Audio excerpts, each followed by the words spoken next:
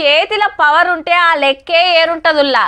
చట్టం సుట్టమైతుంది, section salute కొడుతుంది, rule loose అవుతుంది. పడని లీడర్ అనిపిస్తే చాలు ఏదో కేసులు ఇరికియొచ్చు. ఎన్ని చూడలే చెల్ అంతా తొండి అని కోర్టుకు పోతే 2 దిక్కుల మాటలిని తీర్పిస్తుంది. కాకుంటే జరంత ఆలస్యం కావచ్చు కానీ ఏదో ఒకనాడు బయటనైతే పడతారు గిట్లా. ఇవాళ హైకోర్టు 2 ముఖ్యమైన కేసులు కొట్టేసింది. ఒకటి రేవంత్ రెడ్డి సార్ది, ఇంకోటి కేటీఆర్ సార్ది. అదిగిన ఒకళ్ళ మీద ఒకళ్ళు పెట్టిన కేసులే. ఫస్ట్ చూస్తే జనువాడ ఫామ్ హౌస్ కేసు. 5 ఏళ్ల కిందట రామన్న ఫామ్ హౌస్ మీదకి డ్రోన్ కెమెరా పంపిండని అరెస్ట్ చేసి జైలుకు పంపిండ్రు. రూల్స్ తప్పి కట్టిండని అందరికి ఎరక చేస్తానికి పని చేసినందుకు కేసు అయితే వాయిదాల మీద వాయిదాలు నడిచింది కోర్టులా.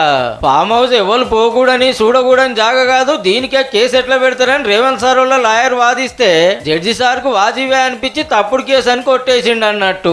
ఇక రేవంత్ రెడ్డి సార్ సీఎం సీట్లకు వచ్చినాక రామన్న అనకూడని మాటలంటే ఎంపీ అనిల్ అన్న కేసు పెట్టిండు. కేటీఆర్ సార్ ఎంబటే హైకోర్టుకు పోయిండు నేనేం తప్పు మాట్లాడలేదని.